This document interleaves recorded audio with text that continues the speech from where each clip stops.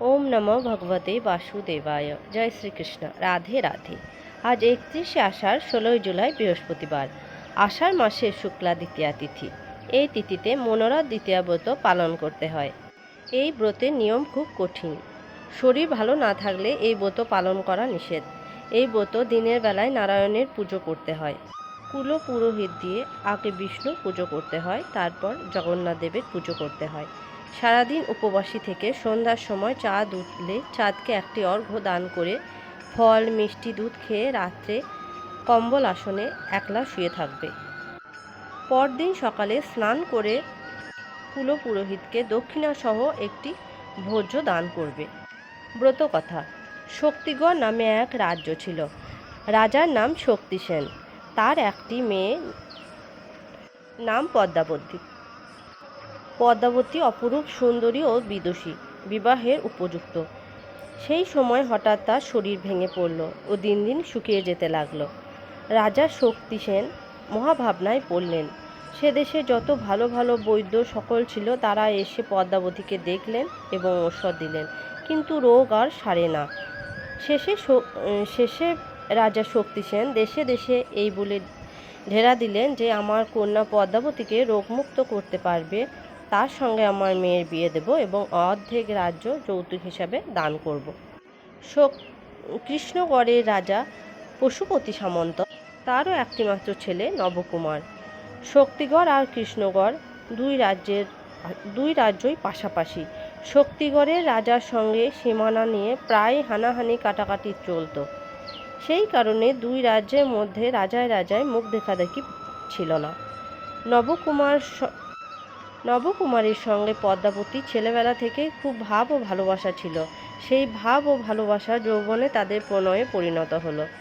একদিন নবকুমার রাজা শক্তিসেনের নিকট গিয়ে পদ্মাবতীকে বিয়ে করতে চাইলে রাজা শত্রু মুখে একথা শুনে নবকুমারকে বলেছিল যে তুমি সুপাত্র, তাতে কোনো সন্দেহ নেই, কিন্তু তোমার সঙ্গে আমার মেয়ের বিয়ে হতে পারে না। সেই দিন থেকেই নবকুমার মন মরা হয়ে দিনরাত ছাদের চিলে কোঠায় শুয়ে দিন কাটাতো। আর জ্যোৎস্না রাতে একদৃষ্টে চাঁদের কোলে দেখত চাঁদের ভিতরে পদ্মাবতী আছে কিনা। এভাবেই একদিন চাঁদের পানে চেয়ে থাকতে থাকতে ঘুমিয়ে পড়েছিল।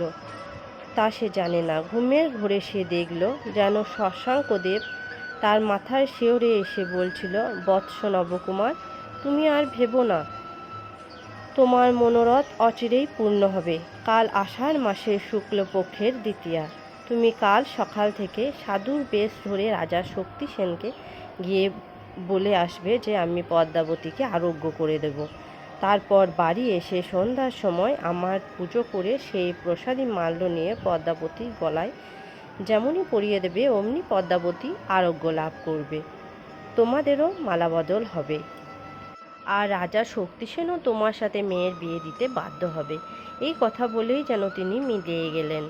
পরদিন সকালে নবকুমার সাধুর বেশ ধরে শক্তিগড় রাজার সভায় গিয়ে হাজির হয়ে রাজা শক্তিসেনকে বললেন, আমি আজ সন্ধ্যার পর আপনার কন্যাকে আরোগ্য করে দেব, কিন্তু তখন আপনি আপনার প্রতিশ্রুতি রক্ষা করবেন। এই বলে নবকুমার বাড়িতে এসে প্রথমে নারায়ণের পুজো, জগন্নাথ দেবের পুজো ও হোম করতে করতে সন্ধ্যা হলে চাঁদ উঠতে শশাঙ্কদেবকে অর্ঘ্যদান করে সেই পূজার মাল্য নিয়ে পদ্মাবতীর নিকট গিয়ে তার গলায় পরিয়ে দিয়ে বাড়ি চলে এলো। সমস্ত দিন উপবাস থাকবার পর রাত্রে খালি দুধ আর মিষ্টি খেয়ে শুয়ে রইল। তারপর দিন সকালে সেই সাধুর বেশ ধরে রাজসভায় যেতেই রাজা শক্তিসেন তাকে যত্ন করে বসালেন। আর সেই দিনই বিয়ের দিন ছিল।